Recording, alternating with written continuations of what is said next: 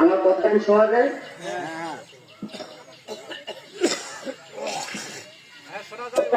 পরে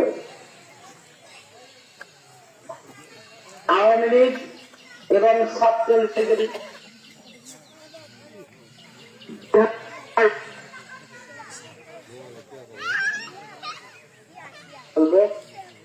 স্বাধীনতার মূল লক্ষ্য ছিল গণতন্ত্র হরণকারী একদলীয় বাদশার যদি আওয়ামী লীগের ঐতিহ্য হয়ে থাকে তাহলে এটা আওয়ামী লীগের ঐতিহ্য।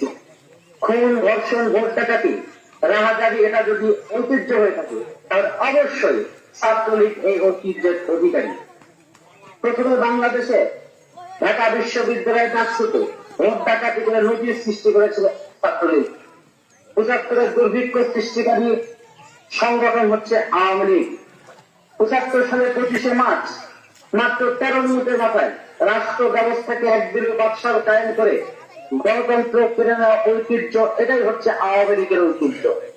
সেই আওয়ামী লীগ ১৯৯৬ সালে ভারতের সাথে আঘাত করে ভারতের স্বার্থের জন্য তথাকথিত শান্তি চুক্তি করে একটি ভূখণ্ডকে সারেন্ডার করে দেওয়া ঐতিহ্য আওয়ামী লীগের ঐতিহ্য, যার খেসারত আজকের দিন পর্যন্ত পার্বত্য চট্টগ্রামে মানুষ দিচ্ছে। ২০০৬ সালের ২৮ অক্টোবর লগি বৈঠকে পশুর মতো মানুষ উলামা হত্যা করে লাশের উপর দাঁড়িয়ে মৃত্যু করে হচ্ছে আওয়ামী লীগের ঐতিহ্য।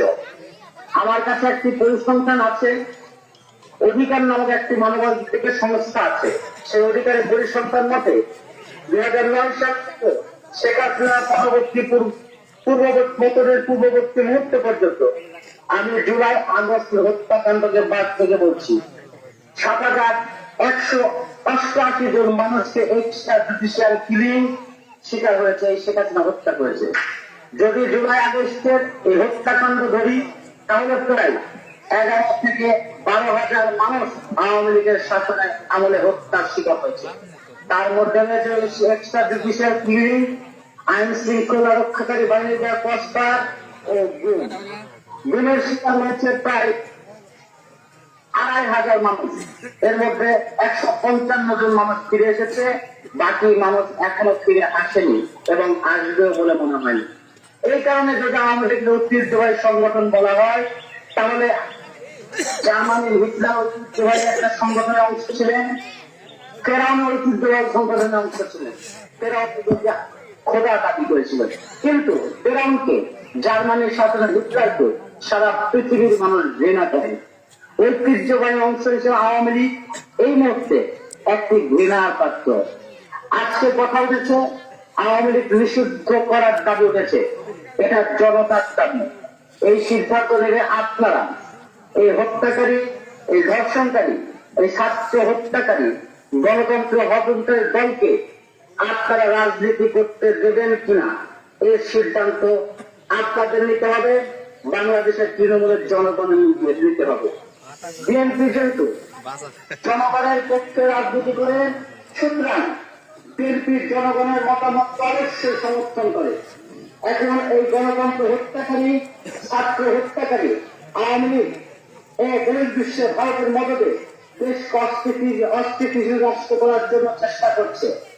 আপনারা বিএনপির তৃণমূল নেতা কর্মীরা এই বিষয়ে গ্রাম, পাড়া, মহল্লা থেকে সচেতন হতে হবে, যেন কোনদিন এই গণতন্ত্র হত্যাকারী বাংলাদেশের মাটিতে আর রাজনীতি করার সুযোগ না পায়। বর্তমানে তৃণমূলে বিভিন্ন ভাবে অপরাজনীতি, অপসংস্কৃতি চালু করেছে আওয়ামী লীগের নেতা কর্মীরা। সে বিষয়ে অবশ্যই আপনাদেরকে সচেতন থাকতে হবে এবং যদি কোন আওয়ামী লীগের নেতা কর্মী বিশৃঙ্খলা সৃষ্টি করে তাহলে অবশ্যই তাকে তাদেরকে গণধোলাই দিয়ে পুলিশের কাছে সমর্থ করতে হবে। এটা দেশের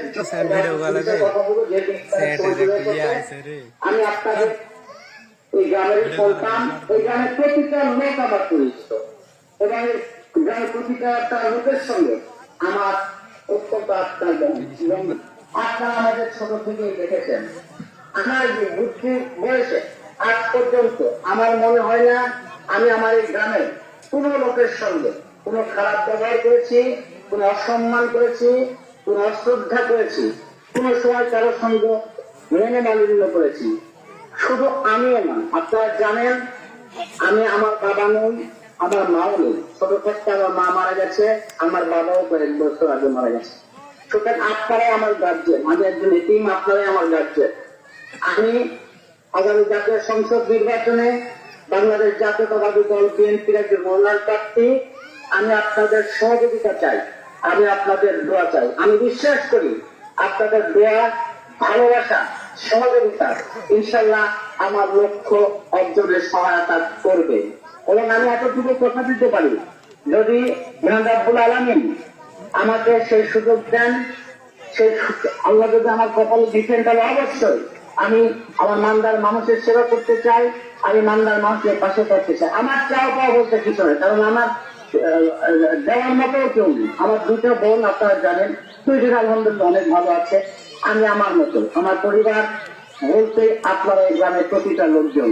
সুতরাং আমি আপনাদেরকে সহযোগিতা চাই, আপনাদের ভালোবাসা চাই, আপনাদের দোয়া চাই। আমি আর বেশি সময় নেব না। সকলে ভালো থাকবেন, সকলে আমার জন্য দোয়া করবেন। ইনশাল্লাহ অতি শীঘ্রই আপনাদের সঙ্গে আমার দেখা হবে, হয়তো ঈদের পরে দেখা হবে ইনশাল্লাহ। অবশ্যই সামনাসামনি যখন দেখা হবে তখন কোনো প্রোগ্রাম যদি থাকে ইনশাল্লাহ সে সময় বক্তব্য রাখবো। সকলকে অসংখ্য ধন্যবাদ। সবাই ভালো থাকবেন। শরীর জামল হোক, খালেদা জিয়া জিন্দাবাদ, তারেক রহমান জিন্দাবাদ।